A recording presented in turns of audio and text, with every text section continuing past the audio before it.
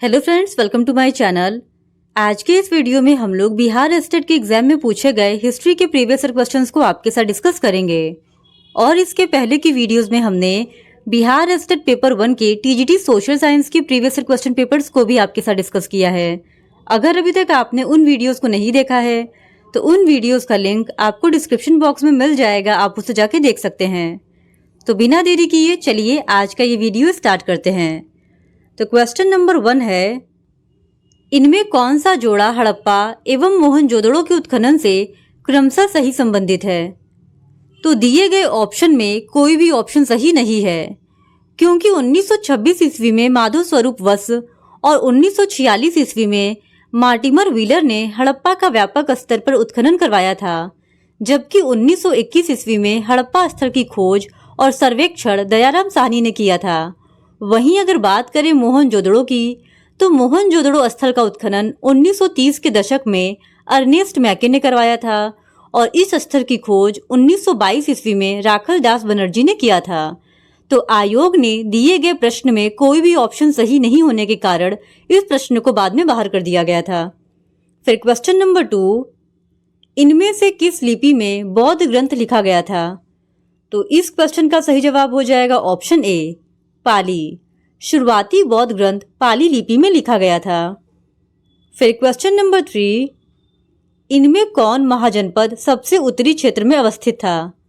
तो इस क्वेश्चन का सही जवाब हो जाएगा ऑप्शन ए, गांधार। गांधार महाजनपद सबसे उत्तरी क्षेत्र में अवस्थित था और गांधार महाजनपद पाकिस्तान के पेशावर तथा रावलपिंडी जिले की भूमि में बसा हुआ था। फिर क्वेश्चन नंबर 4, भारत में यूरोपियों के आगमन का एक सही क्रम कौन है?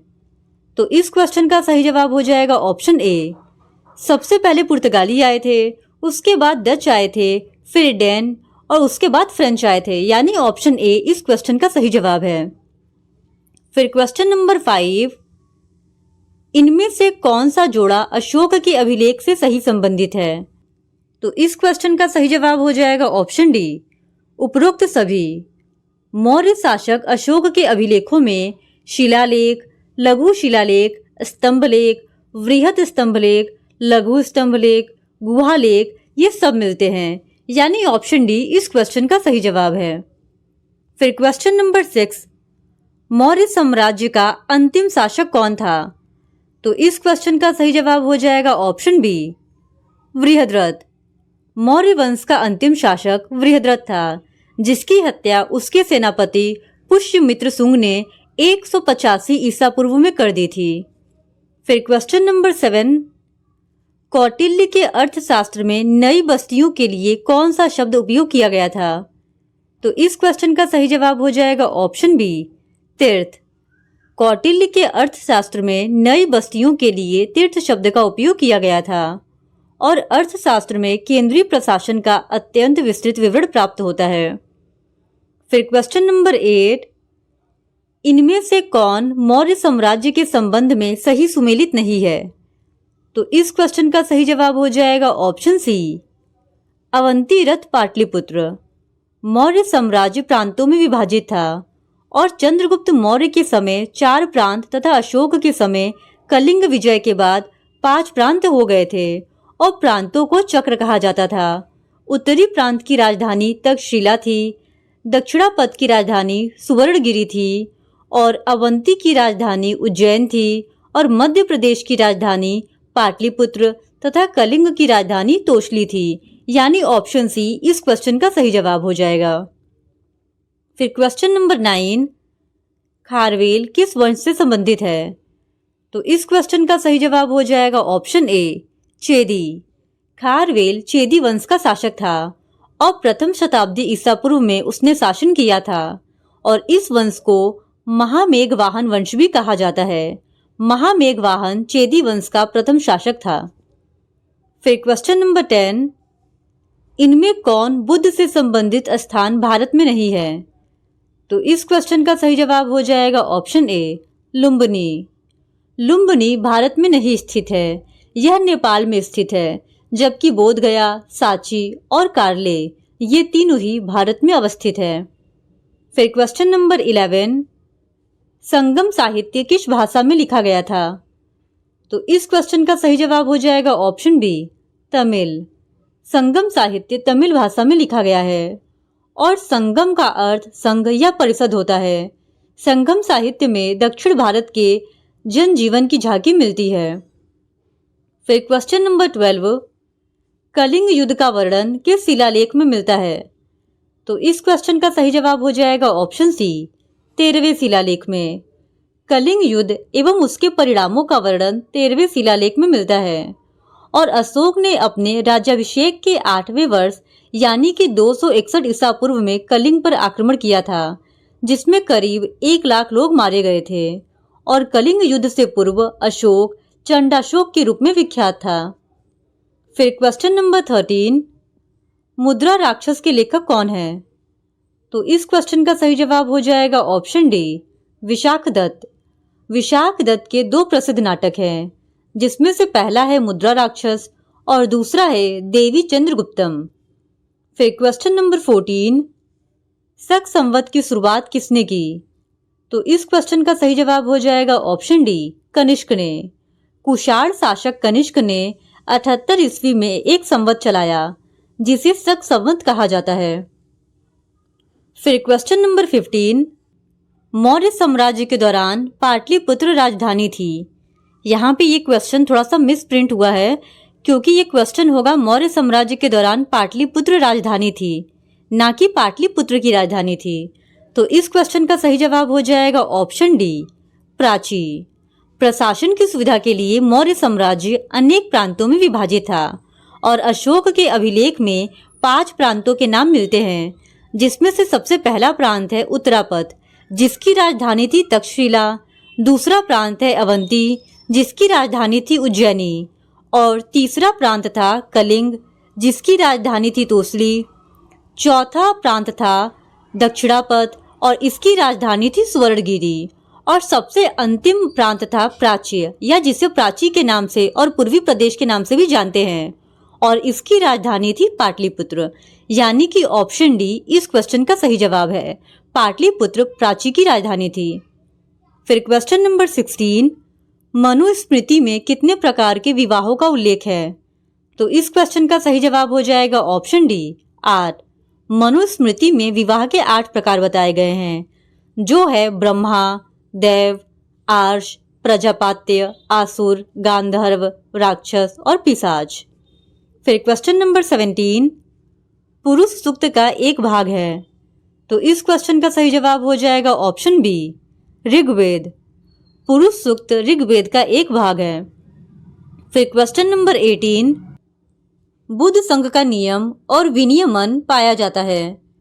तो इस क्वेश्चन का सही जवाब हो जाएगा ऑप्शन बी, विनय पिटक में। बुद्ध संघ का नियम और विनियमन विनय पिटक में पाया जाता है। फिर क्वेश्चन नंबर 19, ऋग्वेद में किस भगवान को न्याय का देवता माना गया था? तो इस क्वेश्चन का सही जवाब हो जाएगा ऑप्शन सी, वरुण को। ऋग्वेद में वरुण भगवान को न्याय का देवता माना गया था। फिर क्वेश्चन नंबर 20, इनमें से किस जिला में एक प्रसिद्ध पुरातात्विक स्थल चिरांद स्थित है? तो इस क्वेश्चन का सही जवाब हो जाएगा ऑप्शन डी, सारण। चिरांद नामक नवपाषाण कालीन स्थल, जो कि बिहार के सारण जिले में अवस्थित है, यहाँ से अत्यधिक मात्रा में हड्डी के उपकरण मिले हैं, जो मुख्य रूप से हिरण के सींगों के हैं। फिर क्वेश्चन नंबर 21, उपनिषद में कितने दर्शन वर्णित है? तो इस क्वेश्चन का सही जवाब हो जाएगा ऑप्शन ए, 6।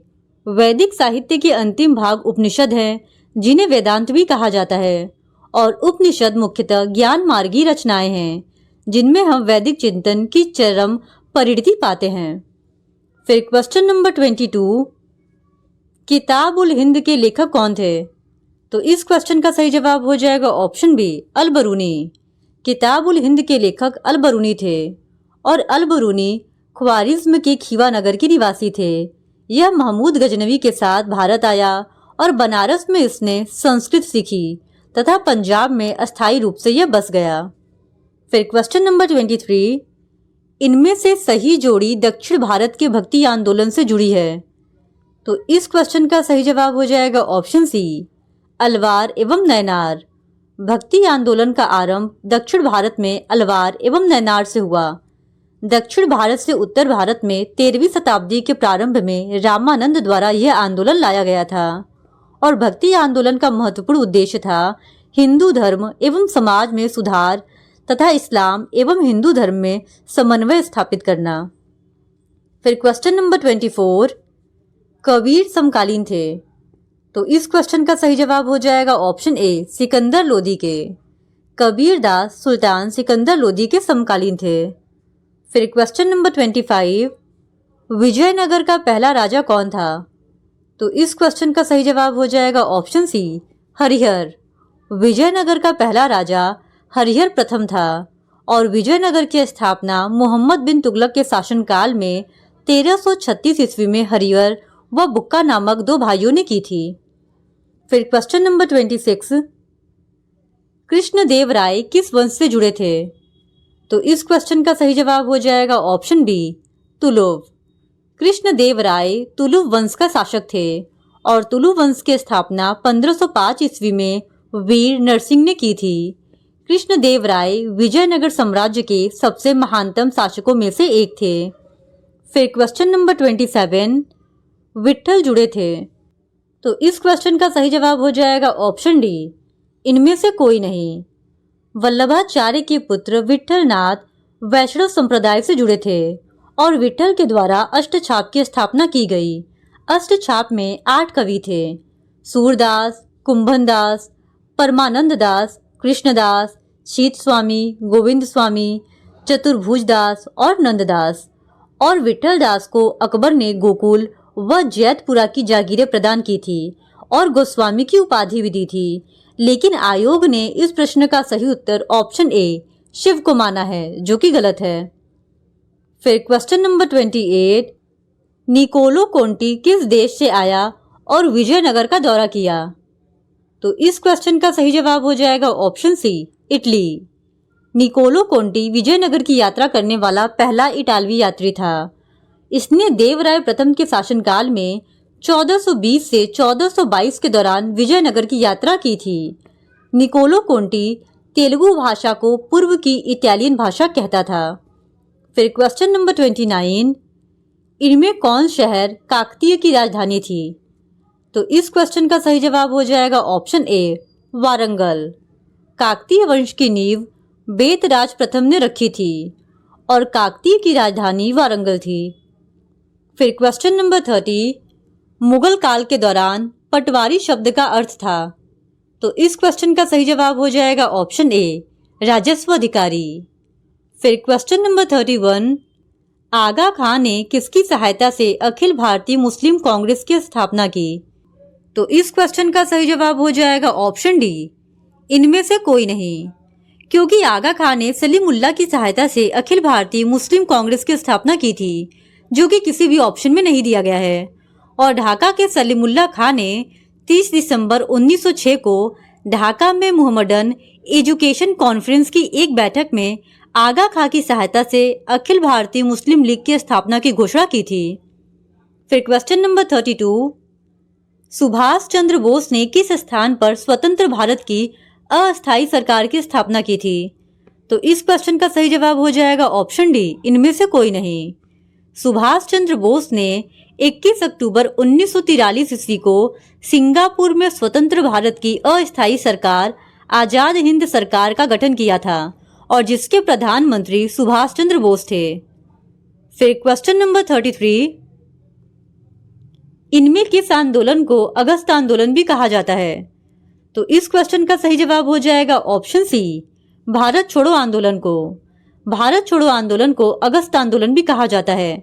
भारत छोड़ो आंदोलन शुरू करने का प्रस्ताव वर्धा में 14 जुलाई 1942 ईस्वी को रखा गया था और अखिल भारतीय कांग्रेस कमेटी की बैठक में अंग्रेजों भारत छोड़ो का प्रस्ताव जवाहरलाल नेहरू ने पेश किया और यह प्रस्ताव पारित हुआ था तथा 9 अगस्त 1942 को भारत छोड़ो आंदोलन बंबई से प्रारंभ हुआ था और इसी आंदोलन को अगस्त आंदोलन भी कहा जाता है। फिर क्वेश्चन नंबर 34, सांप्रदायिक पंचायत की घोषणा की गई। तो इस क्वेश्चन का सही जवाब हो जाएगा ऑप्शन सी, 1932 को। ब्रिटिश प्रधानमंत्री रैमजे मैकडोनाल्ड ने 16 अगस्त 1932 को सांप्रदायिक पंचायत की घोषणा की, जिसमें विभिन्न संप्रदायों को प्रतिनिधित्व दिया गया था और इस पंचायत में पृथक निर्वाचन पद्धति को दलितों पर भी लागू कर दिया गया।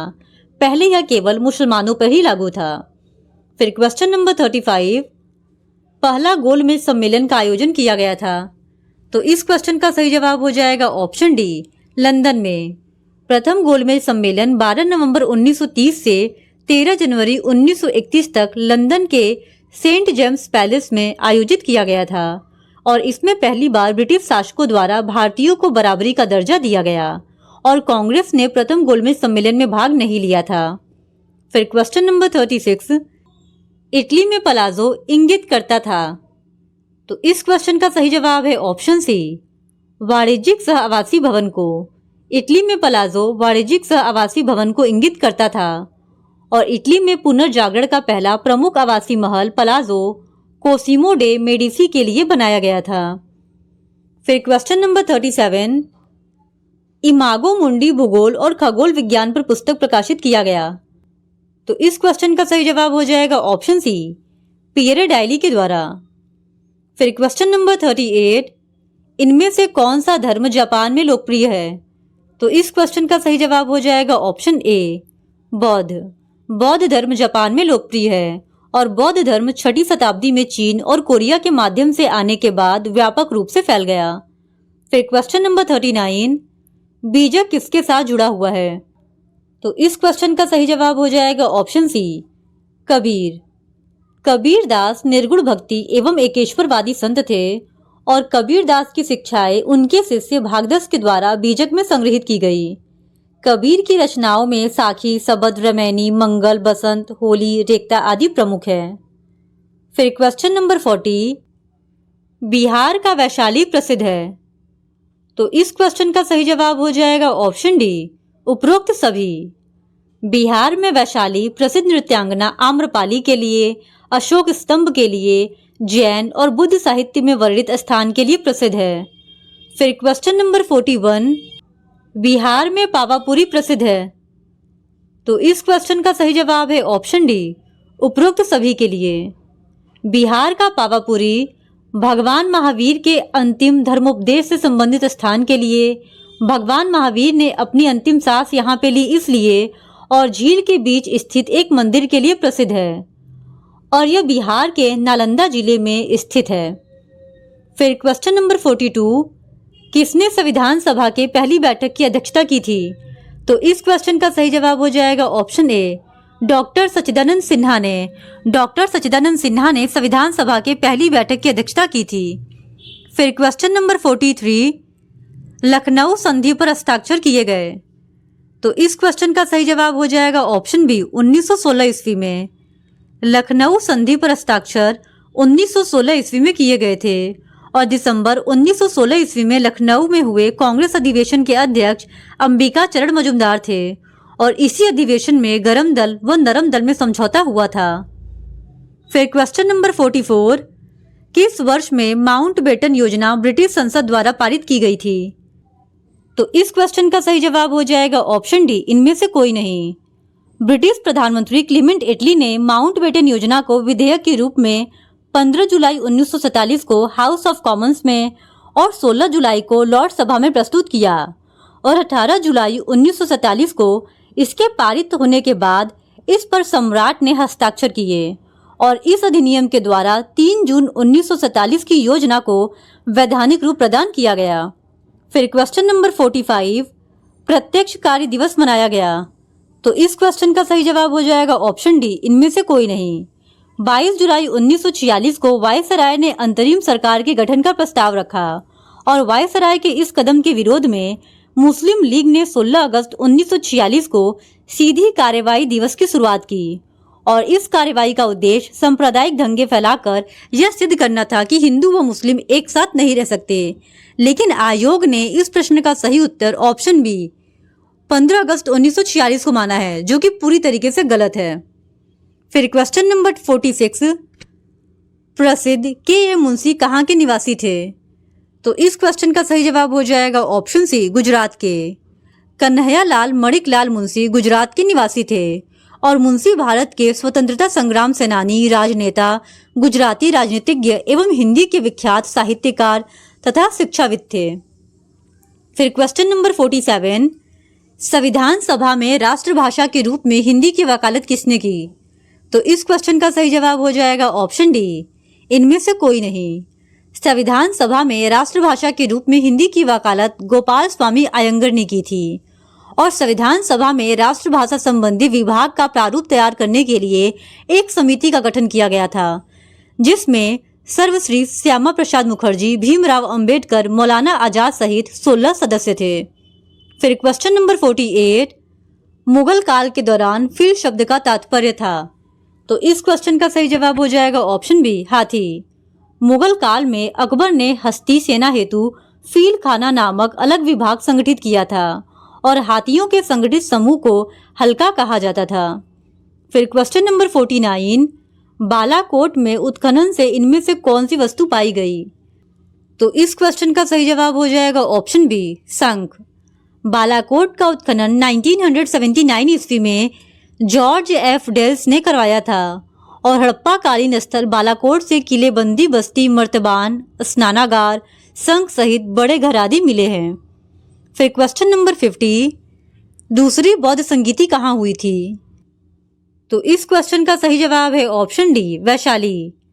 शिशु नाग वंश के शासक कालाशोक के शासनकाल के 10वें वर्ष वैशाली में द्वितीय बौद्ध संगीति का आयोजन हुआ था और यह आयोजन 383 ईसा पूर्व किया गया। इसके अध्यक्ष सावक मीर थे और इसी संगीति में बौद्ध भिक्षुओं के मध्य मतभेद हो जाने के कारण भिक्षु संघ 2 संप्रदायों स्थवीर और महासांधिक में विभाजित हुआ, जो कि बौद्ध धर्म का प्रथम विभाजन था। अब हम लोग 14 सितंबर 2023 के शिफ्ट 1 में पूछे गए हिस्ट्री के क्वेश्चंस का डिस्कशन करेंगे। तो क्वेश्चन नंबर 1 है, किस राज्य में हड़प्पा सभ्यता के अवशेष नहीं मिले हैं? तो इस क्वेश्चन का सही जवाब हो जाएगा ऑप्शन डी, तमिलनाडु। हड़प्पा सभ्यता के अवशेष तमिलनाडु राज्य में नहीं मिलते हैं। इस सभ्यता का मुख्यतः विस्तार राजस्थान, गुजरात, पंजाब, हरियाणा, जम्मू कश्मीर और पश्चिमी उत्तर प्रदेश में ही पाया जाता है। फिर क्वेश्चन नंबर 2, आमरी नामक सैंधव स्थल किस नदी के किनारे स्थित है? तो इस क्वेश्चन का सही जवाब हो जाएगा ऑप्शन बी, सिंधु। आमरी नामक सैंधव स्थल सिंधु नदी के किनारे स्थित है और आमरी स्थल की खोज और उत्खनन 1929 ईस्वी में एन.सी. मजुमदार ने की थी और यहाँ प्राक हड़प्पा के 4 पुरातात्विक स्तर मिले हैं। फिर क्वेश्चन नंबर 3, सूती कपड़ों में लिपटा हुआ एक उस्तरा कहाँ से मिला है? तो इस क्वेश्चन का सही जवाब हो जाएगा ऑप्शन ए, कालीबंगा से। सूती कपड़ों से लिपटा हुआ एक उस्तरा कालीबंगा से मिला हुआ है और 1952 में अमलानंद घोष ने कालीबंगा की खोज की थी, लेकिन 1961 में बीवी लाल और बीके थापड़ के निर्देशन में कालीबंगा का व्यापक उत्खनन किया गया। फिर क्वेश्चन नंबर 4, किसने कहा कि मोहनजोदड़ो का शासन राजतंत्रात्मक न होकर जनतंत्रात्मक था? तो इस क्वेश्चन का सही जवाब हो जाएगा ऑप्शन सी, हंटर। हंटर ने कहा था कि मोहनजोदड़ो का शासन राजतंत्रात्मक न होकर जनतंत्रात्मक था। फिर क्वेश्चन नंबर 5, संभवतः चांदी का सर्वप्रथम प्रयोग किस सभ्यता के लोगों द्वारा किया गया? तो इस क्वेश्चन का सही जवाब हो जाएगा ऑप्शन बी, हड़प्पा। संभवतः चांदी का सर्वप्रथम प्रयोग हड़प्पा सभ्यता के लोगों के द्वारा किया गया था और मोहनजोदड़ो से चांदी के बर्तन में कपड़े के अवशेष प्राप्त हुए हैं। फिर क्वेश्चन नंबर 6, किस सैंधव शहर में दुर्ग का प्रमाण नहीं मिला है? तो इस क्वेश्चन का सही जवाब हो जाएगा ऑप्शन बी, चनहुदड़ो से। सैंधव नगर चनहुदड़ो में दुर्ग का प्रमाण नहीं मिला है। यहाँ से सिर्फ एक ही टीला मिला है जिसकी किलेबंदी नहीं की गई थी और न ही सुरक्षात्मक दीवार के अवशेष मिले हैं। चनहुदड़ो की खोज 1931 ईस्वी में मजुमदार ने किया था, जबकि इसका उत्खनन 1935 ईस्वी में मैके ने किया था। फिर क्वेश्चन नंबर 7, सिंधु घाटी सभ्यता के शहरों की गलियां थी। तो इस क्वेश्चन का सही जवाब हो जाएगा ऑप्शन सी, चौड़ी और सीधी। सिंधु घाटी सभ्यता के शहरों की गलियां चौड़ी और सीधी होती थी। गलियां 1 मीटर से 2.2 मीटर तक चौड़ी थी। फिर क्वेश्चन नंबर 8, चंद्रगुप्त मौर्य कब पैदा हुआ? तो इस क्वेश्चन का सही जवाब हो जाएगा ऑप्शन ए, 340 ईसा पूर्व में। चंद्रगुप्त मौर्य 340 ईसा पूर्व में पैदा हुआ था और चंद्रगुप्त मौर्य के प्रारंभिक जीवन के ज्ञान के लिए मुख्यतः बौद्ध स्रोतों पर निर्भर रहना पड़ता है। फिर क्वेश्चन नंबर 9, कौटिल्य की शिक्षा दीक्षा कहाँ हुई थी? तो इस क्वेश्चन का सही जवाब हो जाएगा ऑप्शन डी, तक्षशिला में। बौद्ध ग्रंथ महावंश के अनुसार कौटिल्य का जन्म तक्षशिला के निकट चढ़ नामक ग्राम में हुआ था और इनकी शिक्षा दीक्षा भी तक्षशिला में ही हुआ था और आगे चलकर ये तक्षशिला महाविद्यालय के आचार्य बने थे। फिर क्वेश्चन नंबर 10, मौर्य वंश में कलिंग युद्ध किस वर्ष में हुआ था?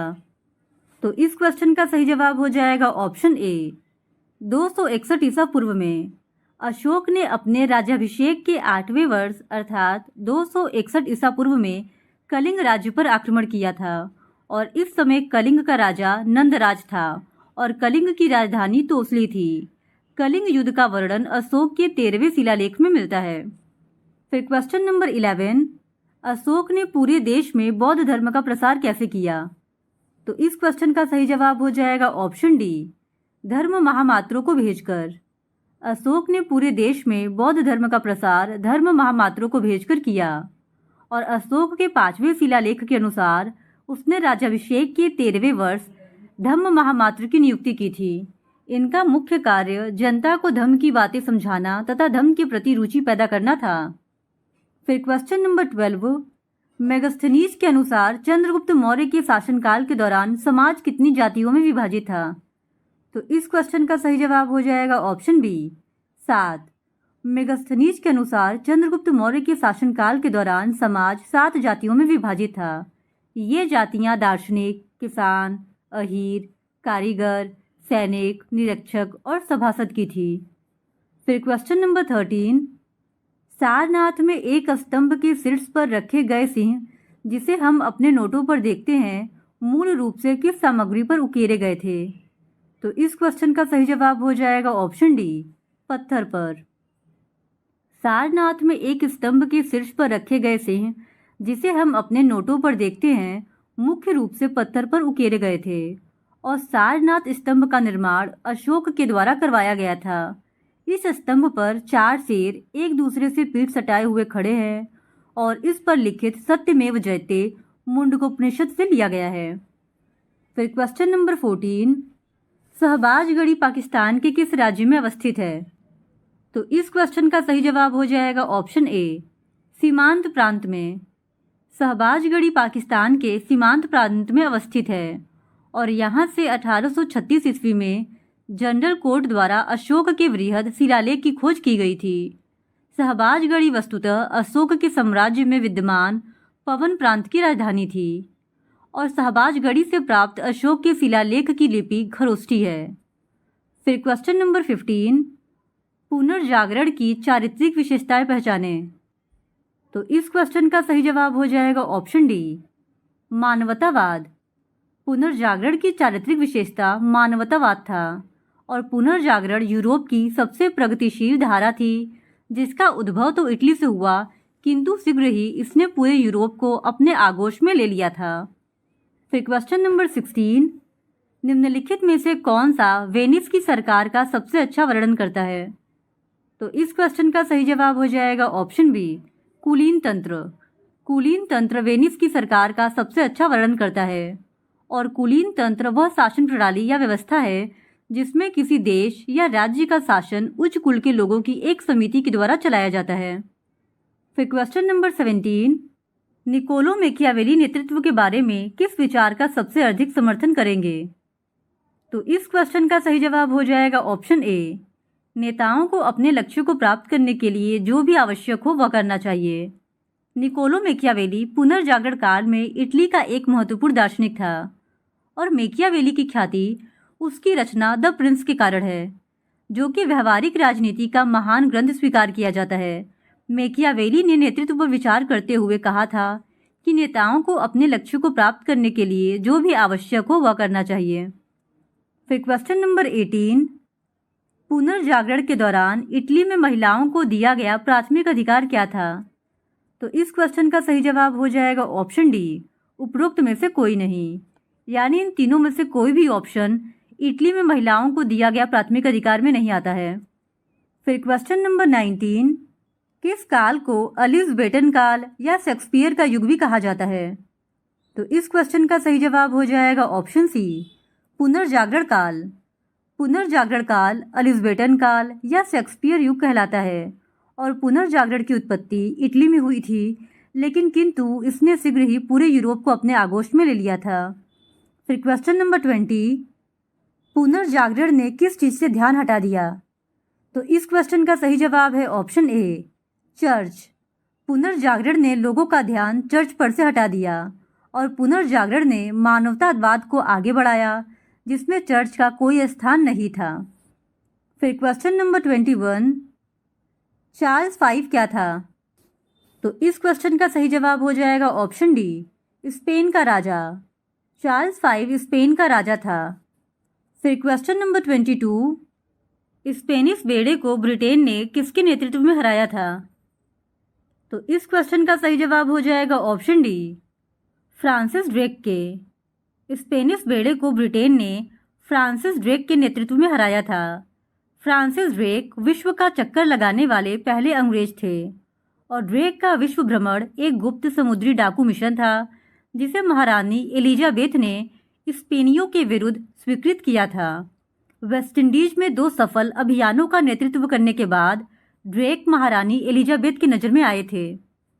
फिर क्वेश्चन नंबर 23, भारत को ब्रिटिश साम्राज्य के मुकुट का मणि किसने कहा था?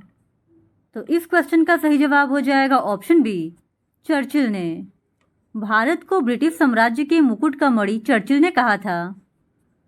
फिर क्वेश्चन नंबर 24, पूंजीवाद का सबसे प्रबल विरोधी विचारधारा क्या है? तो इस क्वेश्चन का सही जवाब हो जाएगा ऑप्शन ए, साम्यवाद। पूंजीवाद का सबसे प्रबल विरोधी विचारधारा साम्यवाद है और साम्यवाद एक ऐसी विचारधारा है जो आर्थिक समानता की बात करता है, जबकि पूंजीवाद का अधिकतर जोर स्वतंत्रता पर होता है। फिर क्वेश्चन नंबर 25, D.H. लॉरेंस ने किस औद्योगिक और प्रदूषित शहर का वर्णन किया है? तो इस क्वेश्चन का सही जवाब हो जाएगा ऑप्शन ए, ईस्टवुड का। D.H. लॉरेंस ने औद्योगिक और प्रदूषित शहर ईस्टवुड का वर्णन किया है। ईस्टवुड सिटी एक मिश्रित उपयोग बाल विकास परिसर है जो क्वेजोम शहर फिलीपींस में स्थित है। फिर क्वेश्चन नंबर 26, ब्रिटेन की औद्योगिक मालों को सबसे बड़ा प्रतिरोध भारत में कब झेलना पड़ा? तो इस क्वेश्चन का सही जवाब हो जाएगा ऑप्शन सी, स्वदेशी आंदोलन के समय। भारत में ब्रिटेन को औद्योगिक मालों का सबसे बड़ा प्रतिरोध स्वदेशी आंदोलन के समय झेलना पड़ा था। 1905 में शुरू हुआ स्वदेशी आंदोलन बंगाल विभाजन के विरोध में शुरू हुआ था। फिर क्वेश्चन नंबर 27, हर्षवर्धन ने किस राज्य के खिलाफ अंतिम सैन्य अभियान चलाया था? तो इस क्वेश्चन का सही जवाब हो जाएगा ऑप्शन सी, कलिंग। हर्षवर्धन ने कलिंग राज्य के खिलाफ अंतिम सैन्य अभियान चलाया था और हर्षवर्धन पुष्यभूति वंश का एक महत्वपूर्ण शासक था, जिसने 606 से 647 ईस्वी तक कन्नौज को केंद्र बनाकर उत्तर भारत पर शासन किया था। फिर क्वेश्चन नंबर 28, हर्षवर्धन ने कब तक शासन किया? तो इस क्वेश्चन का सही जवाब हो जाएगा ऑप्शन डी, 41 वर्षों तक। हर्षवर्धन ने टोटल 41 वर्षों तक शासन किया था। फिर क्वेश्चन नंबर 29, बाणभट्ट का हर्षचरित निम्नलिखित में से किस भाषा में रचा गया है? तो इस क्वेश्चन का सही जवाब हो जाएगा ऑप्शन बी, संस्कृत। बाणभट्ट का हर्षचरित संस्कृत भाषा में रचा गया है। हर्षचरित में कुल 8 अध्याय हैं, जिन्हें उच्छ्वास कहा जाता है। वर्धन वंश के इतिहास का सर्वप्रमुख स्रोत हर्षचरित ही है, जो ऐतिहासिक विषय पर लिखित प्रथम चरित काव्य तथा गद्य काव्य है। फिर क्वेश्चन नंबर 30, हर्ष के शासनकाल में तुल्यमेया कर किस पर लगाया गया था? तो इस क्वेश्चन का सही जवाब हो जाएगा ऑप्शन बी, व्यापारिक प्रकृति की वस्तुएं। हर्ष के शासनकाल में तुल्यमेया कर व्यापारिक प्रकृति की वस्तुओं पर लगाया गया था। फिर क्वेश्चन नंबर 31, किस शिलालेख में विंध्य क्षेत्र पर हर्ष के नियंत्रण का उल्लेख है? तो इस क्वेश्चन का सही जवाब हो जाएगा ऑप्शन बी, ऐहोल शिलालेख में।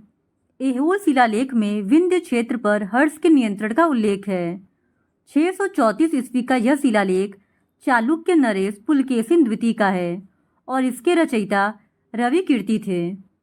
फिर क्वेश्चन नंबर 32, कथन 1, सामंती व्यवस्था ने लोगों के आर्थिक जीवन को गांवों तक सीमित कर दिया और इसने मुद्रा अर्थव्यवस्था के विकास में बाधा उत्पन्न की।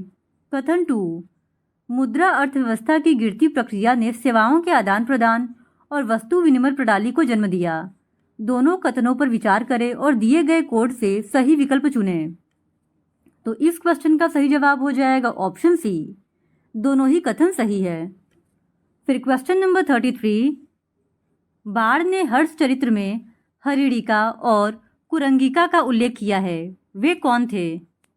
तो इस क्वेश्चन का सही जवाब है ऑप्शन सी, नाचती लड़कियां। बाण ने हर्ष चरित्र में हरिणिका और कुरंगिका का उल्लेख किया है और ये दोनों नाचती लड़कियों के लिए किया गया है। फिर क्वेश्चन नंबर 34, कलिंग तू पराड़ी किसकी रचना है? तो इस क्वेश्चन का सही जवाब हो जाएगा ऑप्शन बी, जया गोंडार की। कलिंग तू परड़ी जय गोंडार की रचना है और जय गोंडार चोल शासक कुलोत्तुंग प्रथम का दरबारी था। फिर क्वेश्चन नंबर 35, किस चोल शासक के समय चोल प्रतिनिधि मंडल चीन गया था? तो इस क्वेश्चन का सही जवाब हो जाएगा ऑप्शन बी, कुलोत्तुंग प्रथम के समय। कुलोत्तुंग प्रथम ने 1077 ईस्वी में 72 व्यापारियों का एक दूत मंडल चीन में भेजा था और ये दूत मंडल अपने साथ शीशे का सामान, कपूर, चिकन आदि उपहार स्वरूप ले गए थे। फिर क्वेश्चन नंबर 36, माधवी ने कोवलन के वापस चले जाने पर कौन सा धर्म अपना लिया?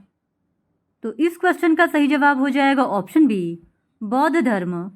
माधवी ने कोवलन के वापस चले जाने पर बौद्ध धर्म अपना लिया था। फिर क्वेश्चन नंबर 37, इनमें से कौन एक चोलकालीन बंदरगाह था? तो इस क्वेश्चन का सही जवाब हो जाएगा ऑप्शन डी, इनमें से सभी। खंबात, देवल और थाना ये तीनों ही चोलकालीन बंदरगाह थे।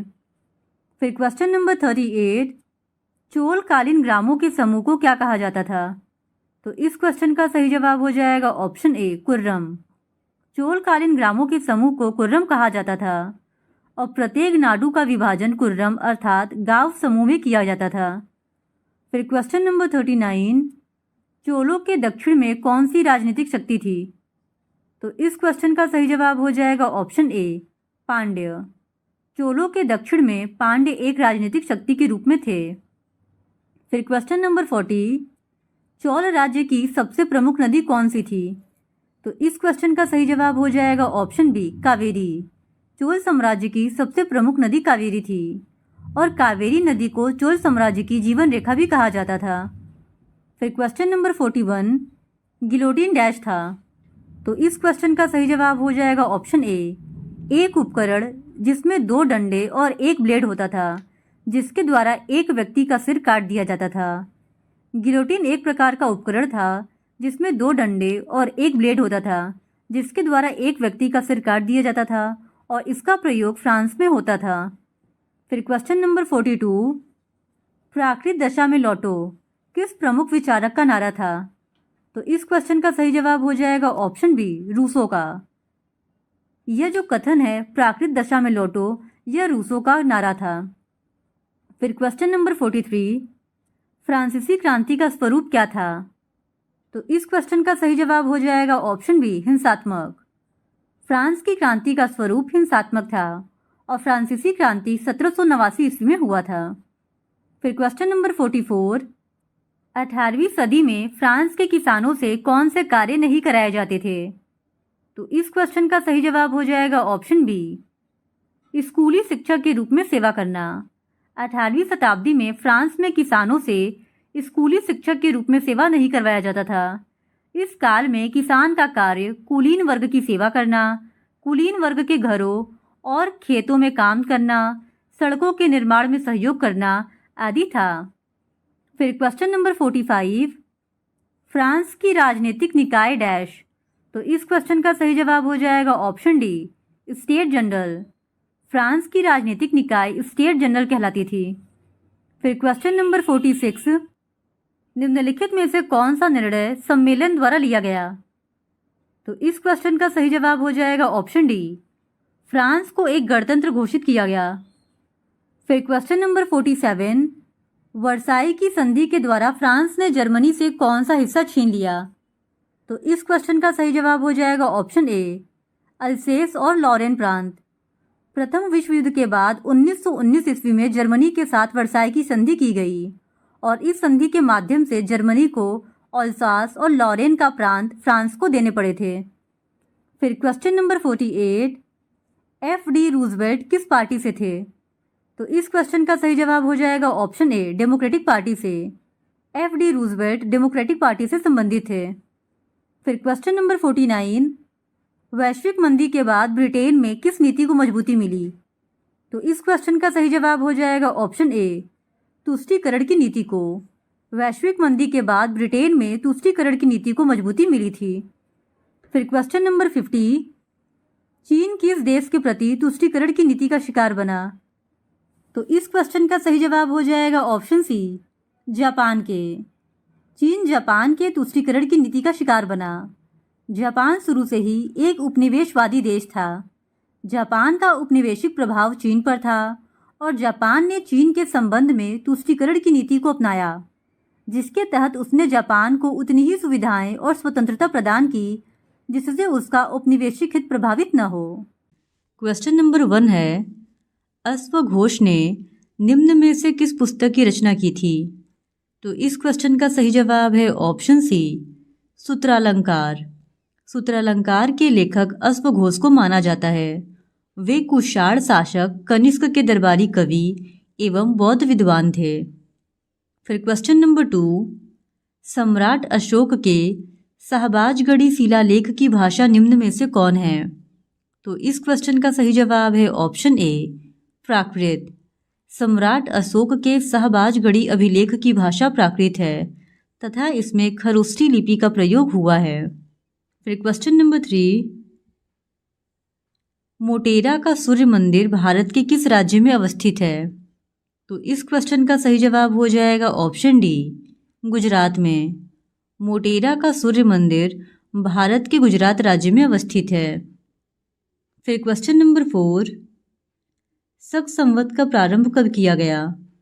तो इस क्वेश्चन का सही जवाब है ऑप्शन बी, 78 ईस्वी में। शक संवत का प्रारंभ 78 ईस्वी में हुआ था। फिर क्वेश्चन नंबर 5, मौर्य काल में पथ विभाग के प्रमुख को कहा जाता था। तो इस क्वेश्चन का सही जवाब है ऑप्शन डी, एग्रोनोमोई। मेगस्थनीज ने मौर्यकालीन नगर प्रशासक को एस्ट्रोनोमोई तथा सड़क निर्माण एवं भवन निर्माण अधिकारी को एग्रोनोमोई कहा था। फिर क्वेश्चन नंबर 6, द्रविड़ वैष्णव संतों को कहा जाता था। तो इस क्वेश्चन का सही जवाब है ऑप्शन सी, अलवार। द्रविड़ वैष्णव संतों को अलवार कहा जाता था और अलवार का अर्थ है अंतर्ज्ञान रखने वाला व्यक्ति जो ईश्वरीय चिंतन में पूर्णतया विलीन हो गया हो, और इनकी कुल संख्या 12 है। फिर क्वेश्चन नंबर 7, सैंधव सभ्यता काल में श्रृंगार पेटिका के अवशेष किस स्थल से प्राप्त हुए हैं। तो इस क्वेश्चन का सही जवाब है ऑप्शन डी, चनहुदड़ो से। चनहुदड़ो एकमात्र पुरा स्थल है जहाँ से सौंदर्य प्रसाधन की वस्तुएं, लिपस्टिक, काजल, पाउडर, दर्पण, कंघे, श्रृंगारदान आदि प्राप्त हुए हैं, और यह एकमात्र पुरा स्थल है जहाँ से वक्राकार ईंटें भी प्राप्त हुई हैं। फिर क्वेश्चन नंबर 8, गुप्त काल में कुल उपज का कितना भाग भू राजस्व के रूप में लिया जाता था। तो इस क्वेश्चन का सही जवाब है ऑप्शन बी, 1/6। फिर क्वेश्चन नंबर 9, सल्तनत काल में दीवान इंशा किस विभाग का प्रमुख था। तो इस क्वेश्चन का सही जवाब है ऑप्शन डी, पत्राचार विभाग का। दीवान इंशा सल्तनतकालीन प्रशासन में दबीर मुमालिक विभाग के अंतर्गत एक पत्राचार विभाग था। यह विभाग सुल्तान की घोषणाओं एवं पत्रों का मसौदा तैयार करता था और सभी राजकीय अभिलेखों को अपने कार्यालय में सुरक्षित रखता था। फिर क्वेश्चन नंबर 10, मुगल काल में जिस भूमि का स्वामित्व सीधे सुल्तान का होता था उसे क्या कहते थे? तो इस क्वेश्चन का सही जवाब है ऑप्शन सी, खालिसा। मुगल कालीन खालिसा भूमि पर स्वामित्व सीधे सम्राट का होता था। इससे प्राप्त आय को बादशाह के लिए सुरक्षित रखा जाता था और भूमि कर के विभाजन के आधार पर मुगल साम्राज्य में समस्त भूमि को 3 भागों खालिसा भूमि, जागीर भूमि और सयूरगल भूमि में विभाजित किया गया था। फिर क्वेश्चन नंबर 11, मंसूर चित्रकार किस सुल्तान के राज दरबार में रहता था? तो इस क्वेश्चन का सही जवाब है ऑप्शन सी, जहांगीर के। उस्ताद मंसूर जहांगीर के दरबार का उत्कृष्ट चित्रकार था। उसे पौधे और जानवरों के चित्र बनाने में निपुणता प्राप्त थी। फिर क्वेश्चन नंबर 12, भारत पर तैमूर लंग का आक्रमण कब हुआ था? तो इस क्वेश्चन का सही जवाब है ऑप्शन बी, 1398 में। तैमूर लंग ने तुगलक वंश के अंतिम शासक नसीरुद्दीन महमूद के समय 1398 ईस्वी में भारत पर आक्रमण किया था। फिर क्वेश्चन नंबर 13, किस शासक को अभिनव भारताचार्य कहा जाता है? तो इस क्वेश्चन का सही जवाब है ऑप्शन सी, महाराणा कुंभा को।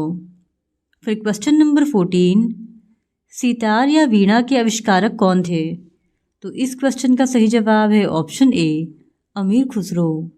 सितार का आविष्कार 13वीं शताब्दी के लगभग हुआ था और अमीर खुसरो ने 13वीं और 14वीं शताब्दी में प्राचीन वीणा के आधार पर सितार का आविष्कार किया था। फिर क्वेश्चन नंबर 15, कश्मीर का अकबर किसे कहा जाता है? तो इस क्वेश्चन का सही जवाब है ऑप्शन ए, जैनुल आबिदीन को। कश्मीर के शासक जैनुल आबिदीन को उसकी उदारता के कारण कश्मीर का अकबर कहा जाता है। फिर क्वेश्चन नंबर 16, बंगाल विभाजन के तुरंत बाद के क्रम में निम्न में से कौन घटना हुई थी? तो इस क्वेश्चन का सही जवाब हो जाएगा ऑप्शन सी, मुस्लिम लीग की स्थापना। बंगाल विभाजन जो कि 1905 ईस्वी में हुआ था, उसके तुरंत बाद मुस्लिम लीग की स्थापना ढाका में 30 दिसंबर 1906 ईस्वी को की गई थी। फिर क्वेश्चन नंबर 17, सत्य शोधक समाज की स्थापना किसने की थी? तो इस क्वेश्चन का सही जवाब है ऑप्शन सी, ज्योतिबा फूले ने। सत्य शोधक समाज की स्थापना महात्मा ज्योतिबा फूले ने पुणे में 24 सितंबर 1873 ईस्वी को किया था। इसका उद्देश्य शूद्र एवं अस्पृश्य जाति के लोगों को विमुक्त करना था। फिर क्वेश्चन नंबर 18, पिंडारियों के दमन का श्रेय किसे दिया जाता है? तो इस क्वेश्चन का सही जवाब है ऑप्शन बी, लॉर्ड हेस्टिंग्स को। लॉर्ड हेस्टिंग्स को पिंडारियों के दमन का श्रेय दिया जाता है। फिर क्वेश्चन नंबर 19, राष्ट्रीय शिक्षा की सार्जेंट योजना कब तैयार हुई? तो इस क्वेश्चन का सही जवाब है ऑप्शन ए, 1944 में। राष्ट्रीय शिक्षा पर सार्जेंट योजना 1944 ईस्वी में तैयार हुई थी। इसने 6 से 11 वर्ष आयु वर्ग के सभी भारतीय बच्चों के लिए मुफ्त और अनिवार्य शिक्षा शुरू करने की सिफारिश की थी और इसका लक्ष्य 1984 तक भारत में सार्वभौमिक साक्षरता लाना निर्धारित किया गया था। फिर क्वेश्चन नंबर 20, कूका आंदोलन के सूत्रधार कौन थे? तो इस क्वेश्चन का सही जवाब है ऑप्शन सी, राम सिंह। कूका आंदोलन के सूत्रधार राम सिंह थे और कूका आंदोलन 1871-72 ईस्वी में पंजाब में कूका जाति द्वारा प्रारंभ किया गया था। फिर क्वेश्चन नंबर 21, न अपील, न वकील, न दलील किस कानून से संबंधित है? तो इस क्वेश्चन का सही जवाब है ऑप्शन सी, रॉलेट कानून से। न अपील, न वकील, न दलील कहावत रॉलेट कानून से संबंधित है और रॉलेट एक्ट को 1919 में भारत में उभर रहे राष्ट्रीय आंदोलन का दमन करने के लिए बनाया गया था। फिर question number 22, Chittagong armoury raid एक क्रांतिकारी घटना थी। यह चितगांव वर्तमान में कहाँ है? तो इस क्वेश्चन का सही जवाब है ऑप्शन सी, बांग्लादेश में। फिर क्वेश्चन नंबर 23, बंगाल के अंतिम गवर्नर जनरल थे। तो इस क्वेश्चन का सही जवाब है ऑप्शन सी, विलियम बेंटिक। 1833 के चार्टर एक्ट में बंगाल के गवर्नर जनरल का नाम बदलकर भारत का गवर्नर जनरल कर दिया गया और इस प्रकार बंगाल का अंतिम governor general Lord William Bentinck था। फिर क्वेश्चन नंबर 24, सरदार वल्लभ भाई पटेल के नेतृत्व में बारदोली आंदोलन कब हुआ था? तो इस क्वेश्चन का सही जवाब है ऑप्शन डी, 1928 में। बारदोली सत्याग्रह सरदार वल्लभ भाई पटेल के नेतृत्व में 1928 ईस्वी में हुआ था। यह सत्याग्रह लगान में वृद्धि करने के विरोध में प्रारंभ हुआ था। फिर क्वेश्चन नंबर 25, 1857 की क्रांति में बिरजिस कादिर का संबंध कहाँ से था? तो इस क्वेश्चन का सही जवाब है ऑप्शन बी, लखनऊ से। 1857 के विद्रोह के समय बिरजिस कादिर का संबंध लखनऊ से था। वह वाजिद अली शाह के पुत्र एवं अवध के अंतिम नवाब थे और उनकी माता का नाम बेगम हजरत महल था। फिर क्वेश्चन नंबर 26, चीन के शासक कुबलय खां के राज दरबार में वैभव का उल्लेख किसने किया था? तो इस क्वेश्चन का सही जवाब है ऑप्शन सी, मार्को पोलो ने। फिर क्वेश्चन नंबर 27, कुस्तुनतुनिया का पतन किस वर्ष हुआ था? तो इस क्वेश्चन का सही जवाब है ऑप्शन डी, 1453 में। फिर क्वेश्चन नंबर 28, अमेरिगो वेस्पुची किस देश का नाविक था? तो इस क्वेश्चन का सही जवाब है ऑप्शन सी, स्पेन का। अमेरिगो वेस्पुची स्पेन देश का नाविक था।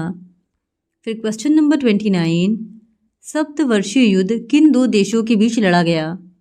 तो इस क्वेश्चन का सही जवाब है ऑप्शन सी, इंग्लैंड और फ्रांस के बीच। सप्तवर्षीय युद्ध इंग्लैंड और फ्रांस के मध्य 1756 ईस्वी से प्रारंभ हुआ था और यह लगातार 7 वर्षों तक चला था।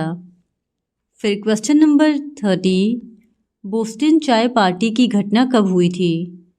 तो इस क्वेश्चन का सही जवाब है ऑप्शन बी, 1773 में। 16 दिसंबर 1773 को सैम्यूल एडम्स के नेतृत्व में कुलियों के भेष में कुछ अमेरिकी बोस्टन बंदरगाह पर खड़े ईस्ट इंडिया कंपनी के जहाज पर चढ़ गए और उन्होंने चाय की 340 पेटियां समुद्र में फेंक दी और इसी घटना को बोस्टन टी पार्टी नाम दिया गया। फिर क्वेश्चन नंबर 31, कॉमन सेंस पुस्तक की रचना किसने की थी? तो इस क्वेश्चन का सही जवाब है ऑप्शन बी, थॉमस पेन ने।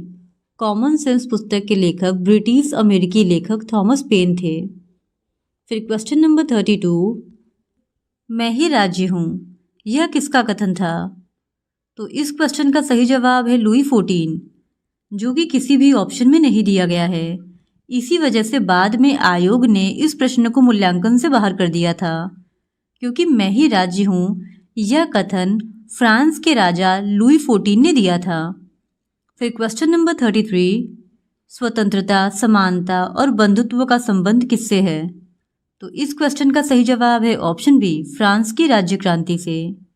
फ्रांस की क्रांति रूसों के विचार से प्रेरित थी और उसका आदर्श वाक्य स्वतंत्रता, समानता एवं बंधुत्व था। फिर क्वेश्चन नंबर 34, फ्रांस में स्वतंत्रता दिवस कब मनाया जाता है? तो इस क्वेश्चन का सही जवाब है ऑप्शन सी, 14 जुलाई को।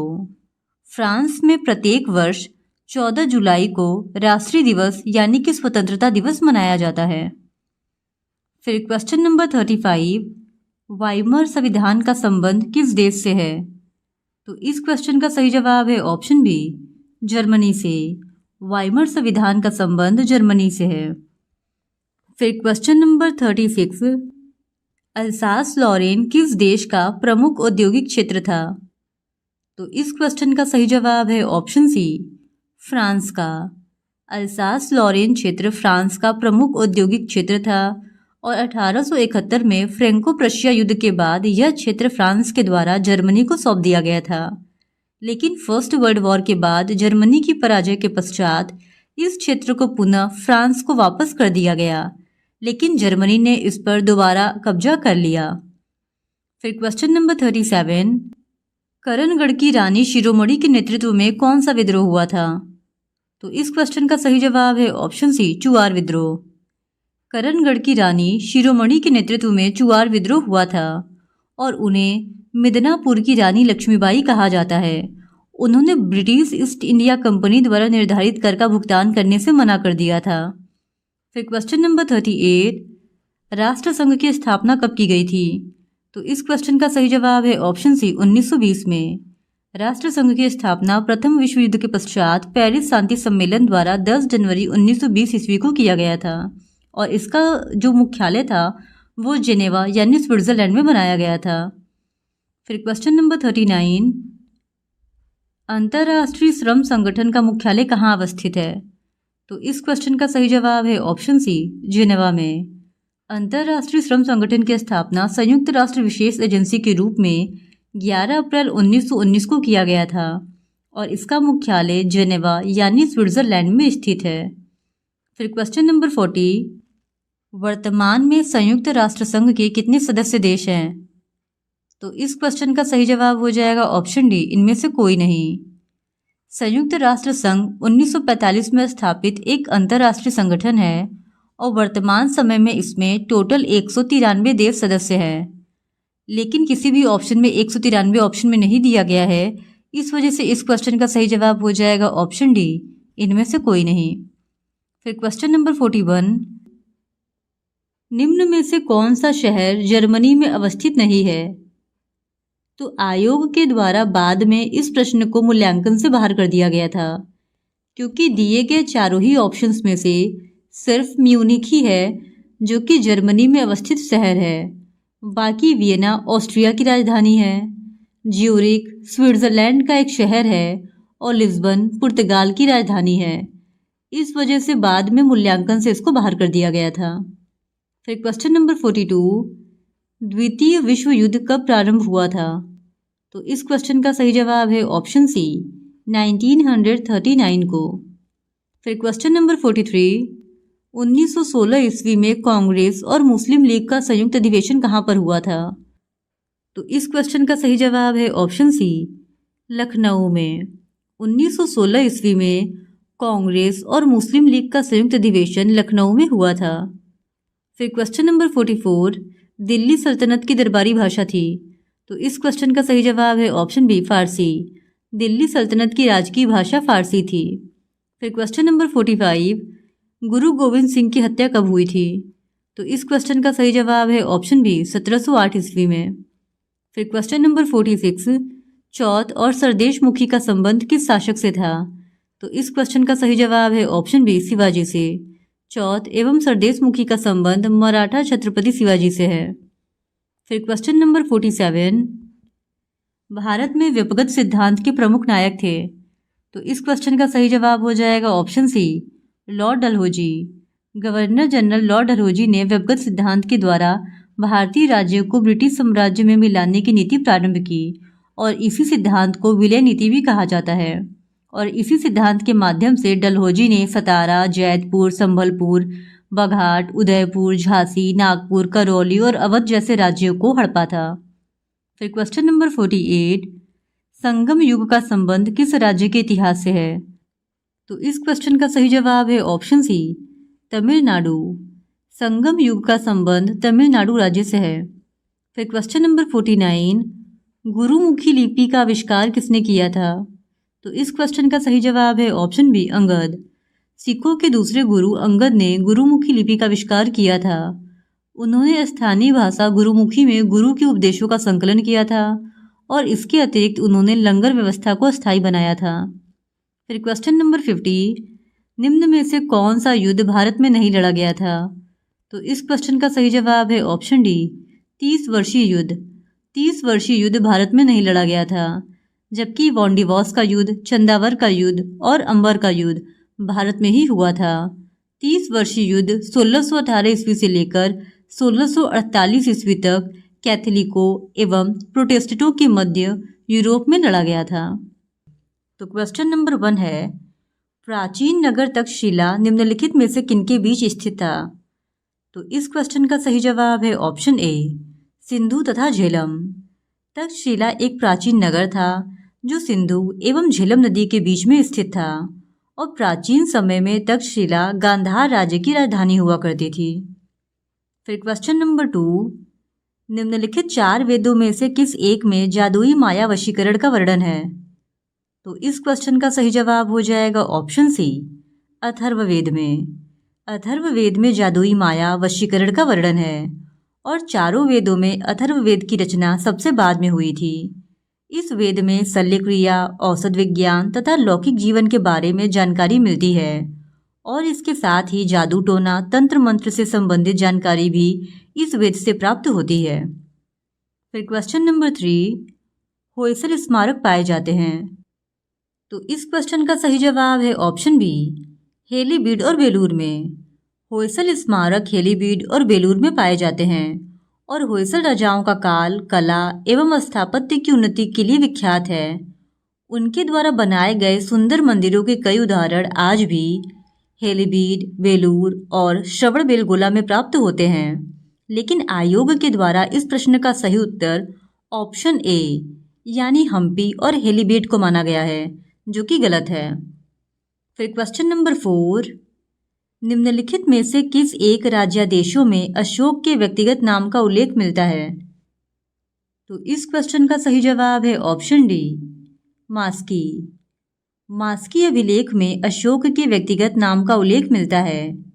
मास्की, गुर्जरा, निट्टूर एवं उदयगोलम के अभिलेखों में ही अशोक का नाम मिलता है, जबकि सर्वप्रथम मास्की अभिलेख में ही अशोक का नाम पढ़ा गया था और अशोक बिंदुसार के पुत्र थे। फिर क्वेश्चन नंबर 5, बौधायन प्रमेय किससे संबंधित है? तो इस क्वेश्चन का सही जवाब हो जाएगा ऑप्शन ए, समकोण त्रिभुज की भुजाओं की लंबाइयों से।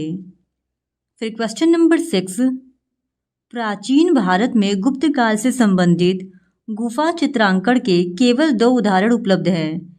इनमें से एक अजंता की गुफाओं में किया गया चित्रांकन है और गुप्त काल के चित्रांकन का दूसरा अवशिष्ट उदाहरण किस स्थान पर उपलब्ध है? तो इस क्वेश्चन का सही जवाब हो जाएगा ऑप्शन ए, बाघ की गुफाओं में। फिर क्वेश्चन नंबर 7, प्राचीन निम्नलिखित में से किस मूर्तिकला में सदैव अस्तरित चट्टान का प्रयोग माध्यम के रूप में होता था? तो इस क्वेश्चन का सही जवाब हो जाएगा ऑप्शन सी, भरहुत मूर्तिकला में। भरहुत मूर्तिकला में सदैव हरित स्तरित चट्टान का प्रयोग माध्यम के रूप में होता था और भरहुत मध्य प्रदेश के सतना जिले में स्थित है। यहाँ मौर्य सम्राट अशोक ने एक स्तूप का निर्माण भी करवाया था। फिर क्वेश्चन नंबर 8, भारत के कला और पुरातात्विक इतिहास के संदर्भ में निम्नलिखित में से किस एक का सबसे पहले निर्माण किया गया था? तो इस क्वेश्चन का सही जवाब हो जाएगा ऑप्शन बी, धौली स्थित शैलकृत हाथी। मौर्य शासक अशोक के शासनकाल में धौली, जो कि उड़ीसा में है, वहां पे चट्टान को काटकर हाथी की आकृति बनाई गई थी। फिर क्वेश्चन नंबर 9, निम्नलिखित में से कौन सा एक काकतीय राज्य में अति महत्वपूर्ण समुद्र पतन था? तो इस क्वेश्चन का सही जवाब हो जाएगा ऑप्शन बी, यानी कि मोटपल्ली। फिर क्वेश्चन नंबर 10, भारत की धार्मिक प्रथाओं के संबंध में स्थानकवासी संप्रदाय का संबंध किससे है? तो इस क्वेश्चन का सही जवाब हो जाएगा ऑप्शन बी, जैन मत से। भारत की धार्मिक प्रथाओं के संबंध में स्थानकवासी संप्रदाय का संबंध जैन मत से है। फिर क्वेश्चन नंबर 11, भारतीय इतिहास के संदर्भ में निम्नलिखित में से कौन भावी बुद्ध है जो संसार की रक्षा हेतु अवतरित होंगे? तो इस क्वेश्चन का सही जवाब हो जाएगा ऑप्शन सी, मैत्रेय। भारतीय इतिहास में मैत्रेय भावी बुद्ध है जो संसार की रक्षा हेतु अवतरित होंगे। लेकिन बिहार एस्टेट आयोग ने इस प्रश्न का सही उत्तर ऑप्शन ए यानी अलोक्तिकेश्वर को माना है, जो कि गलत है। फिर क्वेश्चन नंबर 12, किसके राज्य में कल्याण मंडप की रचना मंदिर निर्माण का एक विशिष्ट अभिलक्षण था? तो इस क्वेश्चन का सही जवाब हो जाएगा ऑप्शन डी, विजयनगर। विजयनगर राज्य में कल्याण मंडप की रचना मंदिर निर्माण का एक विशिष्ट अभिलक्षण था। फिर क्वेश्चन नंबर 13, जिस मध्यकालीन भारतीय लेखक ने अमेरिका की खोज का उल्लेख किया है वह है? तो इस क्वेश्चन का सही जवाब हो जाएगा ऑप्शन डी, अबुल फजल ने। अबुल फजल मुगल शासक अकबर का दरबारी कवि था जिसने अकबरनामा जैसे महत्वपूर्ण ग्रंथों की रचना की थी, और अबुल फजल ने ही अमेरिका की खोज का उल्लेख किया है।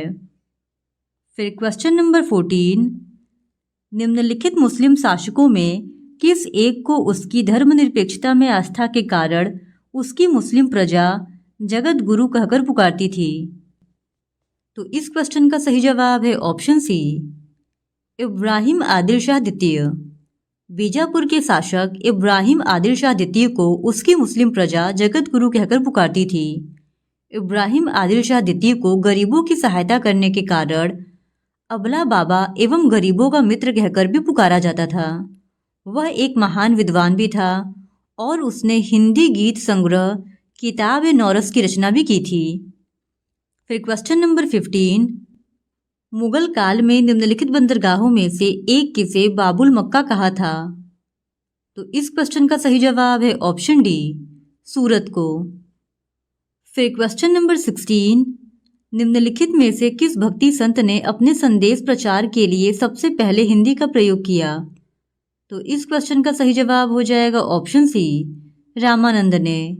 भक्ति संत रामानंद ने अपने संदेश के प्रचार के लिए सबसे पहले हिंदी का प्रयोग किया था, और रामानंद का जन्म इलाहाबाद में कान्यकुब्ज ब्राह्मण परिवार में हुआ था।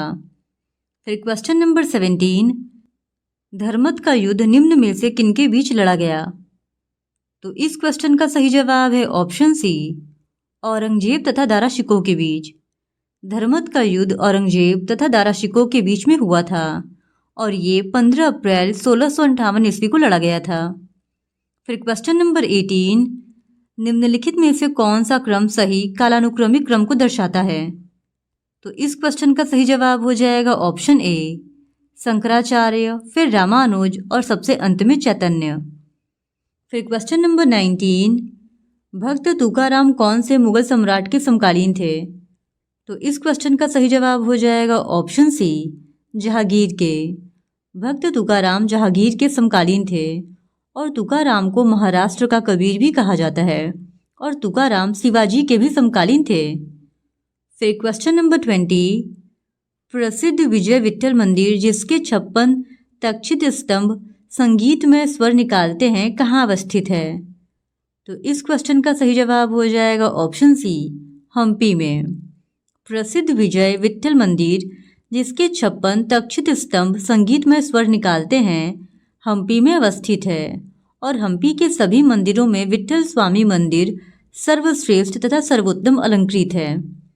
फिर क्वेश्चन नंबर 21, निम्नलिखित में से कौन भक्ति आंदोलन का प्रस्तावक नहीं था?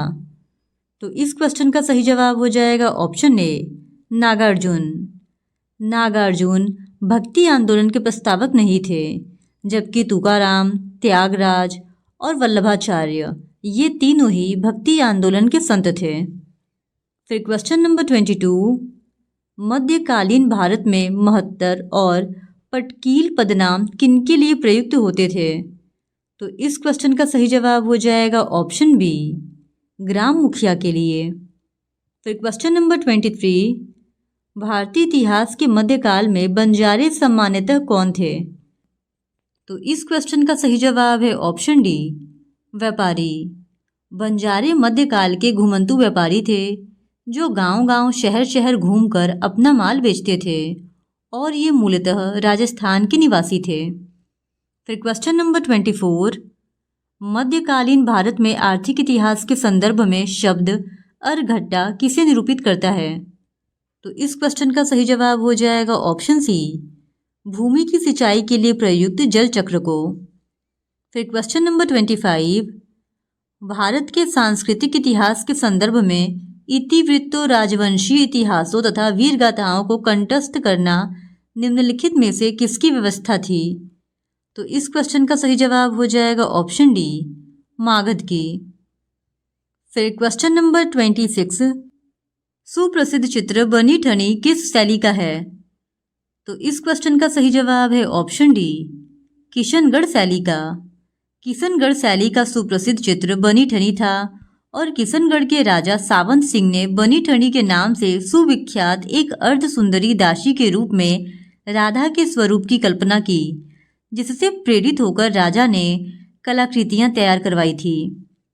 फिर क्वेश्चन नंबर 27, भारतीय गौरव का अंतिम सूर्य किसके लिए प्रयुक्त हुआ? तो इस क्वेश्चन का सही जवाब हो जाएगा ऑप्शन बी, पृथ्वीराज चौहान के लिए। भारतीय गौरव का अंतिम सूर्य चौहान वंश के शासक पृथ्वीराज चौहान के लिए प्रयुक्त हुआ था और समकालीन मुस्लिम इतिहासकारों ने इसे राय पिथौरा की संज्ञा भी दी है।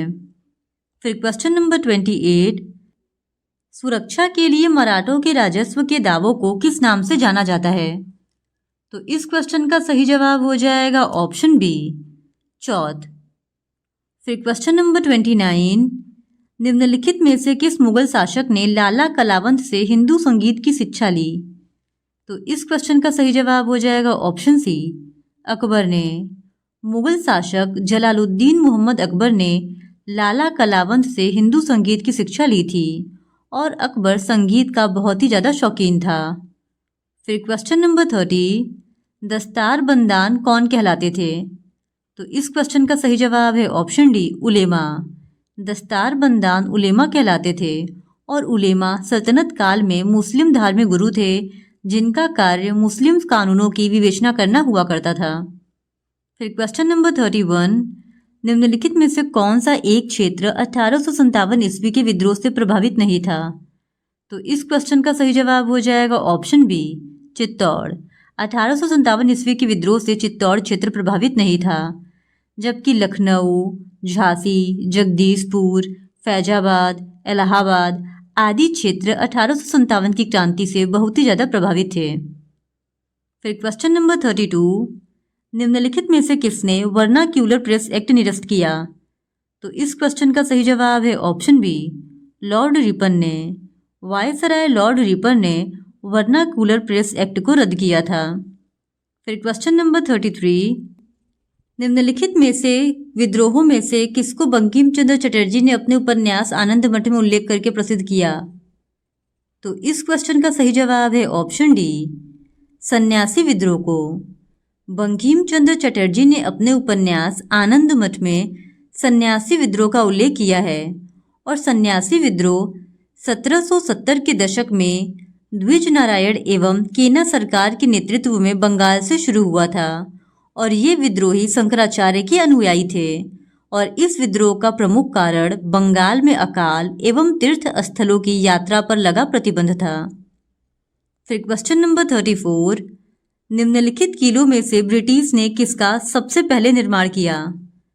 तो इस क्वेश्चन का सही जवाब हो जाएगा option B, Fort Saint George को। मद्रास में अंग्रेजों ने फोर्ट सेंट जॉर्ज नामक किला 1641 ईस्वी में बनवाया था और यह भारत में अंग्रेजों का प्रथम किला था।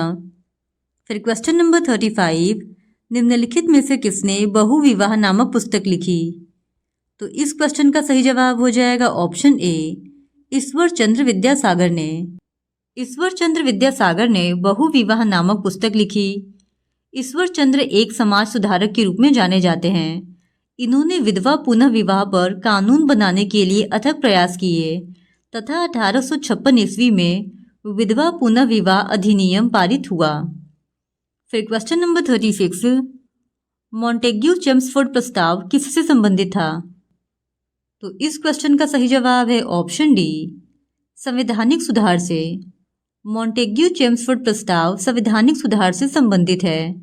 नवंबर 1917 में मॉन्टेग्यू भारत आए तथा गवर्नर जनरल चेम्सफोर्ड एवं प्रशासनिक अधिकारियों व भारतीय नेताओं से बातचीत कर एक समिति का गठन किया, जिससे सुधारों का मसविदा जुलाई 1918 में संयुक्त रिपोर्ट में प्रकाशित किया गया और इसी को आधार मानकर 1919 का भारत सरकार अधिनियम बनाया गया और इसी कारण 1919 के अधिनियम को मॉन्टेग्यू चेम्सफोर्ड सुधार भी कहा जाता है।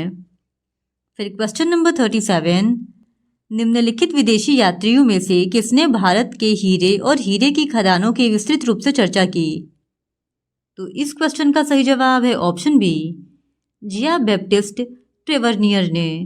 जिया बैप्टिस्ट ट्रेवरनियर ने 6 बार भारत की यात्रा की और ट्रेवरनियर ने सूरत, आगरा, बुरहानपुर, गोवा, ढाका, गोलकुंडा आदि शहरों की यात्राएं की थी। यह पेशे से एक जौहरी था, इसलिए इसने हीरो के व्यापार व खनिजों के बारे में विस्तार से लिखा और ट्रेवरनियर का विवरण मुगल काल के आर्थिक इतिहास की जानकारी के लिए महत्वपूर्ण है। इसने अपनी यात्रा विवरण ट्रैवल इन इंडिया 1676 ईस्वी में प्रकाशित की थी। फिर क्वेश्चन नंबर 38, निम्नलिखित में से कौन कांग्रेस समाजवादी दल का प्रमुख नेता था? तो इस क्वेश्चन का सही जवाब हो जाएगा ऑप्शन डी, आचार्य नरेंद्र देव। फिर क्वेश्चन नंबर 39, भारत के स्वतंत्रता प्राप्ति के बाद निम्नलिखित में से किसने सुझाव दिया था भारतीय राष्ट्रीय कांग्रेस को समाप्त कर दिया जाए? तो इस क्वेश्चन का सही जवाब हो जाएगा ऑप्शन सी, महात्मा गांधी ने। भारत के स्वतंत्रता प्राप्ति के बाद महात्मा गांधी ने सुझाव दिया था कि भारतीय राष्ट्रीय कांग्रेस को समाप्त कर दिया जाए। गांधी जी का विचार था कि कांग्रेस का उद्देश्य स्वतंत्रता को प्राप्त करना था, अतः स्वतंत्रता के पश्चात कांग्रेस का अब कोई औचित्य नहीं रह गया है और इसे समाप्त कर देना चाहिए। फिर क्वेश्चन नंबर 40, कांग्रेस अपने पतन की कगार पर है और भारत में रहते हुए मेरी एक महत्वाकांक्षा इसके शांतिपूर्ण ढंग से समाप्त हो जाने में हाथ बटाने की है, यह कथन है। तो इस क्वेश्चन का सही जवाब हो जाएगा ऑप्शन बी, लॉर्ड कर्जन का। कांग्रेस के बारे में लॉर्ड कर्जन का कथन है कि कांग्रेस अपने पतन के कगार पर है और भारत में रहते हुए मेरी एक महत्वाकांक्षा इसके शांतिपूर्ण ढंग से समाप्त हो जाने में हाथ बटाने की है। फिर क्वेश्चन नंबर 41, कांग्रेस के निम्नलिखित नेताओं में से कौन एक कैबिनेट मिशन योजना के पक्ष में पूरी तरह से था? तो इस क्वेश्चन का सही जवाब है ऑप्शन ए, महात्मा गांधी। कांग्रेसी नेता महात्मा गांधी कैबिनेट मिशन योजना के पक्ष में पूरी तरह से थे। फिर क्वेश्चन नंबर 42, निम्नलिखित भारतीय नेताओं में से कौन ब्रिटिश द्वारा इंडियन सिविल सर्विस से बर्खास्त किया गया था? तो इस क्वेश्चन का सही जवाब है ऑप्शन बी, सुरेंद्र नाथ बनर्जी। भारतीय नेता सुरेंद्र नाथ बनर्जी को ब्रिटिश द्वारा इंडियन सिविल सर्विस से बर्खास्त किया गया था और सुरेंद्र नाथ बनर्जी कलकत्ता के निवासी थे और इन्होंने स्नातक के बाद 1869 ईस्वी में सिविल सर्विस परीक्षा उत्तीर्ण किया था और 1877 ईस्वी में सिलहट के सहायक दंडाधिकारी के पद पर उनकी नियुक्ति हुई थी, लेकिन इसके कुछ समय बाद ही सरकार ने उन्हें इस पद से बर्खास्त कर दिया था। फिर क्वेश्चन नंबर 43, कांग्रेस की प्रार्थना और याचिका की नीति अंततः समाप्त हो गई। तो इस क्वेश्चन का सही जवाब है ऑप्शन बी, बाल गंगाधर तिलक के नेतृत्व में कांग्रेस की प्रार्थना और याचिका की नीति अंततः बाल गंगाधर तिलक के नेतृत्व में समाप्त हो गई थी। फिर क्वेश्चन नंबर 44, भारत के विभाजन का बाल्कन प्लान उपज थी। तो इस क्वेश्चन का सही जवाब है ऑप्शन सी, लॉर्ड माउंटबेटन के मस्तिष्क की। भारत विभाजन का बाल्कन प्लान लॉर्ड माउंटबेटन के मस्तिष्क की उपज थी। कैबिनेट मिशन को अनियंत्रित होते हुए देखकर लॉर्ड माउंटबेटन ने मई 1947 में बाल्कन प्लान बनाया, जिसके तहत सत्ता अलग अलग प्रांतों को हस्तांतरित की जानी थी। इस प्रकार यह योजना भारत के अनगिनत टुकड़े करने की योजना थी, लेकिन जवाहरलाल नेहरू के तीव्र विरोध के कारण बाल्कन योजना त्याग दी गई थी। फिर क्वेश्चन नंबर 45, 1920 ईस्वी के अहमदाबाद अधिवेशन में निम्नलिखित नेताओं में से किसने संपूर्ण स्वराज को कांग्रेस का लक्ष्य मानने का प्रस्ताव रखा?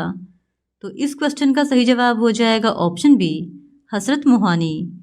1921 ईस्वी के अहमदाबाद अधिवेशन में प्रसिद्ध कवि एवं खिलाफत नेता हजरत मोहानी ने संपूर्ण स्वराज को कांग्रेस का लक्ष्य मानने का प्रस्ताव रखा था और इस अधिवेशन के वास्तविक अध्यक्ष CR दास को बनाया गया था, पर उनके जेल में होने के कारण इसकी अध्यक्षता हकीम अजमल खान ने किया था। फिर क्वेश्चन नंबर 46, निम्नलिखित में से किसने प्रसिद्ध चटगांव शस्त्रागार धावे को आयोजित किया था? तो इस क्वेश्चन का सही जवाब है ऑप्शन बी, सूर्यसेन ने।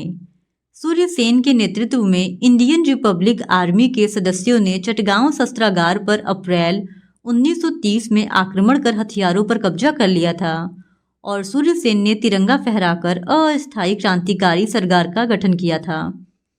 फिर क्वेश्चन नंबर 47, 1946 में बनी अंतरिम सरकार में डॉक्टर राजेंद्र प्रसाद के पास कौन सा विभाग था? तो इस क्वेश्चन का सही जवाब हो जाएगा ऑप्शन सी, खाद्य तथा कृषि विभाग था। जवाहरलाल नेहरू के नेतृत्व में अंतरिम सरकार ने 2 सितंबर 1946 को शपथ ली थी। जिसमें 12 सदस्य थे, लेकिन बाद में मुस्लिम लीग के सदस्य इसमें शामिल हो गए और अंतरिम मंत्रिमंडल में राजेंद्र प्रसाद के पास खाद्य एवं कृषि विभाग, वल्लभ भाई पटेल के पास गृह सूचना एवं प्रसारण विभाग, बलदेव सिंह के पास रक्षा विभाग और जगजीवन राम को श्रम, लियाकत अली के पास वित्त विभाग था। फिर क्वेश्चन नंबर 48, महात्मा गांधी के निम्नलिखित अनुयायियों में से कौन पेशे से एक शिक्षक था? तो इस क्वेश्चन का सही जवाब हो जाएगा ऑप्शन सी, जेबी कृपलानी। महात्मा गांधी के अनुयायियों में जीवत राम भगवान दास कृपलानी भारत के प्रसिद्ध स्वतंत्रता सेनानी और राजनीतिज्ञ तथा पेशे से शिक्षक थे। इन्होंने एक शिक्षक के रूप में अपना व्यावसायिक जीवन प्रारंभ किया था और कृपलानी अंग्रेजी और इतिहास के प्रोफेसर थे। ये 1917 ईस्वी में चंपारण सत्याग्रह के दौरान महात्मा गांधी जी के संपर्क में आए थे। फिर क्वेश्चन नंबर 49, निम्नलिखित में से किसने सुबह आज़ादी नामक कविता लिखी? तो इस क्वेश्चन का सही जवाब हो जाएगा ऑप्शन बी, फैज़ अहमद फैज़ ने। फैज़ अहमद फैज़ ने सुबह आज़ादी नामक कविता लिखी थी और फैज़ का जन्म सियालकोट में हुआ था और ये पहले एशियाई कवि थे जिन्हें सोवियत संघ द्वारा लेनिन शांति पुरस्कार से सम्मानित किया गया था। फिर क्वेश्चन नंबर 50, निम्नलिखित में से किसने अपना नाम परिवर्तित कर स्वराज सभा रख लिया? तो इस क्वेश्चन का सही जवाब हो जाएगा option A, All India Home Rule League ने। All India Home Rule League ने सन 1920 ईस्वी में अपना नाम परिवर्तित कर स्वराज सभा रख लिया था।